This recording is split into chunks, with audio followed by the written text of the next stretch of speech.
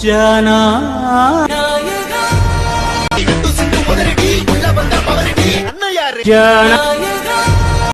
Hello guys, நம்ம என்ன பார்க்க போகிறோம்னா, நாளைக்கு ஃபைனலி மார்வல் சைட்லேருந்து captain America brave new world movie release ஆகுது. ஸோ இந்த படத்தோட ஒரு சின்ன இன்ட்ரெஸ்டிங் ஃபேக்ட்ஸ் இந்த வீடியோ பார்க்க போகிறோம். இன்ட்ரெஸ்டிங் ஃபேக்ட்ஸை தாண்டி நிறைய ஸ்டோரி சினாப்ஸ்னு சொல்லிட்டு ஏகப்பட்ட இன்ட்ரெஸ்டிங் நியூஸில் கிடச்சிருக்கு. ஸோ அது எல்லாத்தையுமே ஸ்பாயிலர் இல்லாமல் ஷார்ட் அண்ட் ஸ்வீட்டாக அந்த வீடியோ நம்ம பார்க்க போகிறோம். ஸோ ஸ்கிப் பண்ணாமல் ஃபுல்லாக பாருங்கள். This lazy river, welcome to my YouTube channel.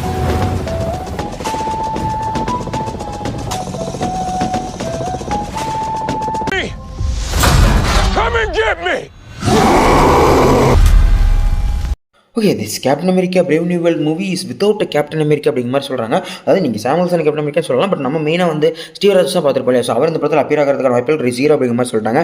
And அதே மாதிரி அவரை பற்றின பேசக்கூடிய வாய்ப்புகளும் ரொம்ப ரொம்ப கம்மி அப்படிங்கிற மாதிரி தான் சொல்கிறாங்க.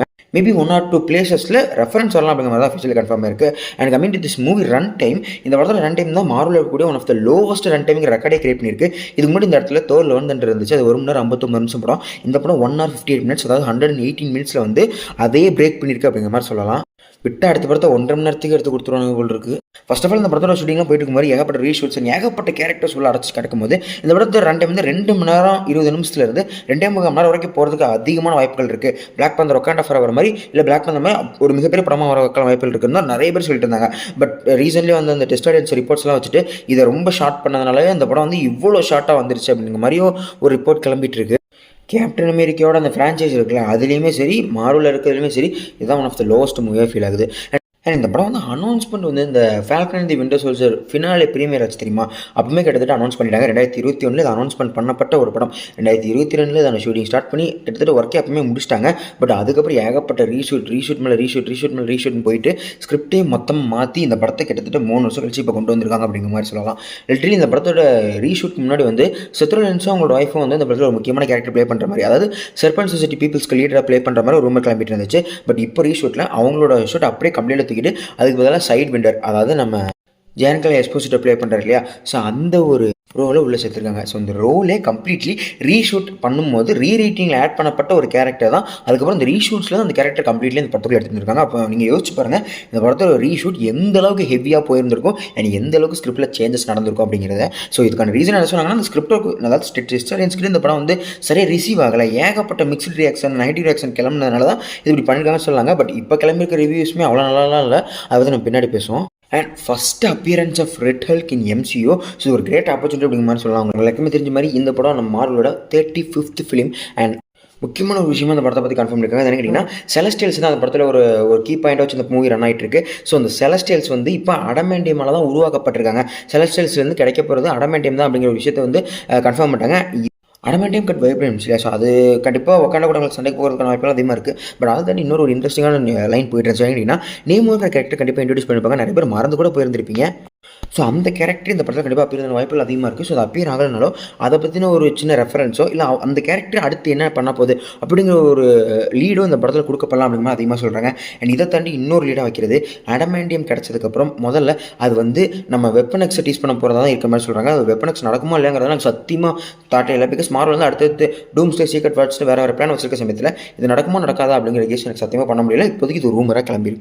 அதே மாதிரி நம்ம கேப்டன் அமெரிக்காவோட அந்த சாம்பிள்சன் அண்ட் ரெட் ஹெல்க் இவங்க 2 பேரோட ஃபைட்டை வச்சு தானே இந்த படத்தை ஒரு செல்லிங் பேட்டாக செல் பண்ணிட்டு இருக்காங்க மார்வல். பட் இந்த படத்துக்கு வந்து அந்த பர்டிகுலர் சீனுக்கு மட்டுமே கிட்டத்தட்ட 300 விஷுவல் எஃபெக்ட் ஷார்ட்ஸ் யூஸ் பண்ணியிருக்காங்களாம். அது எந்த அளவுக்கு பெருசுனா, நிறைய மூவிஸை 200 or 180 விஷுவல் எஃபெக்ட் ஷார்ட்ஸ்குள்ளேயே அந்த விஎஃப்எக்ஸ் ஒர்க்ஸ் எல்லாம் முடிச்சிருவாங்க. பட் இந்த சீனுக்கு மட்டுமே 300க்கும் மேற்பட்ட விஷுவல் எஃபெக்ட் ஷார்ட்ஸ் யூஸ் பண்ணியிருக்காங்கன்னா அது எந்த அளவுக்கு பிரம்மாண்டமாக காட்ட ட்ரை பண்ணியிருக்காங்கிறத யோசிச்சு பாருங்க. விஎஃப்எக்ஸ் மட்டும் பேசுறது திட்டாமல் இருந்தால் சரி. அண்ட் நிறைய போஸ்டர்ஸுமே ரிலீஸ் பண்ணியிருந்தாங்க இல்லையா, லைக் நம்ம சாமுல்சனோட அந்த ஷீல்டு இருக்குல்ல, அந்த ஷீல்டை வந்து நம்ம ரெட் ஹல்க் பஞ்ச் பண்ணுற மாதிரி. ஸோ அந்த ரிசம்பிளன்ஸ் வந்து கேப்டன் அமெரிக்கா காமிக்ஸ் ஒன்று வந்திருக்கும், அதாவது இஷ்யூ 230 கவர் ஒன்று இருந்திருக்கும். ஸோ அந்த கவர் புக்கோட எக்ஸாக்ட் ரெப்ளிகா மாதிரி தான் அந்த போஸ்டர் எனக்கு ஃபீல் ஆயிருந்துச்சு. எல்லாமே பார்க்குறதுக்கு நல்லா தான் இருந்துச்சு. அண்ட் அடுத்து இந்த படத்தோட ரிலீஸ் டைம் வந்துட்டோன்னு கேட்டிங்கன்னா, இது நாளைக்கு எல்லாருமே தெரியும், நாளைக்கு ரிலீஸ் பார்த்து February 14 வேலண்டைன்ஸ் டேவா. பட் மார்வலுக்கு இது வந்து ஃபஸ்ட்டு வேலண்டைன்ஸ் டே ரிலீஸ் கிடையாது. இதுக்கு முன்னாடி 2 படம் பண்ணியிருக்காங்க, இது 3வது படம். முதல் மூவி வந்து 2003 வந்து டேர் டெவில், அண்ட் 2வது மூவி போன வருஷம் ரிலீஸ் ஆயிருந்த மேடம் வெப். ஸோ இந்த 2 படமே வேலண்டைன்ஸ் டேக்கு ரிலீஸ் ஆனது சரியாக பெர்ஃபார்ம் பண்ணல, ட்ராக் ரெக்கார்ட் மோசமாக தான் இருக்குது. அண்ட் இந்த படமே ரிவ்யூ கொஞ்சம் மோசமாக தான் வாங்கிட்டு இருக்குன்னு சொல்லலாம். பிகாஸ் இது ஸ்டார்டிங்காக நம்ம ரெட் டொமேட்டோஸில் 48% ஸ்டார்ட் ஆன இந்த மூவி இப்போதைக்கு கிட்டத்தட்ட 52% வரைக்கும் ரிவ்யூ வாங்கிட்டு இருக்கு. அண்ட் பார்த்துட்டு இருந்த ஏர்லி ரிவ்யூஸ் எல்லாம் இது வந்து கிரேட்டும் கிடையாது, பேடும் கிடையாது, ஒரு மிட்டான மூவி அப்படிங்கிற மாதிரியான ஒரு ரிவ்யூ தான் வந்துட்டுருக்கு. ஸோ நம்ம இது எதுவும் மைண்டில் வைக்காமல் கம்ப்ளீட்லி நம்ம தேட்டரில் பார்த்து தெரிஞ்சுக்கலாம். நான் இந்த படத்தை வந்து இது ஒரு மாரல் ஃபிலிம் ப்ளஸ் நிறைய ஹல்க் கேரக்டர்ஸ் ஃபுல் இன்வால்வ் வராங்க அப்படின்னு ஒரு எக்ஸ்பெக்டேஷன் தான் அந்த படத்தை பார்க்க போகிறேன். அண்ட் இதெல்லாம் தாண்டி இந்த படத்தை இன்னும் இன்ட்ரெஸ்டிங்காக இருக்கிறது. இப்போ நம்ம லீடர் இருக்குல்ல, ஸோ லீடர் 2008 அப்புறம் இந்த படத்தில் அப்பியர் ஆகிறாரு. ஸோ இத்தனை வருஷம் அவர் என்ன பண்ணிட்டு இருந்தார் அப்படிங்கிற சொல்ல போகிறாங்க. அண்ட் பெட்டிராஸ் அப்பியர் ஆக போகிறாங்க, வெப்பனெக்ஸோட டீஸ் இருக்குன்னு சொல்கிறாங்க. அண்ட் இதெல்லாம் தாண்டி இந்த படத்தோட ஒரு சின்ன கேப்டன் அமெரிக்கா தானே இப்போ சாமுவல்சன் தானே இப்போ கேப்டன் அமெரிக்காரு. ஸோ அந்த கேப்டன் அமெரிக்காவோட ரெஃப்யூசல் தான் கவர்மெண்ட்டுக்கு தண்டர்போல்ட்ஸ் ஒரு டீமை உருவாக்கணுங்கிற ஒரு பாயிண்ட்டையே நிலைநிறுத்த போகுது. ஸோ இந்த படம் தான் தண்டர்போல்ட்ஸ் படத்துக்கு ஒரு மிகப்பெரிய லீடர் இருக்க போகுதுன்னு சொல்லி ஒரு ஃபிசிலமே கிட்டத்தட்ட கன்ஃபார்ம் பண்ணிட்டாங்க. ஸோ அதனாலேயே அந்த படத்தை பார்க்கணும்னு நான் கொஞ்சம் வெயிட் பண்ணிட்டு தான் இருக்கேன். லிட்டரலி இந்த படத்தில் எனக்கு அந்த படத்துக்கு ஹைப் அதிகமாக இருக்குது. அந்த படம் பார்க்கணுங்கிறதுக்காகவே இந்த படத்துக்கு போகிறேன் அப்படிங்கிற மாதிரி கூட நீங்கள் சொல்லி வச்சுக்கலாம்.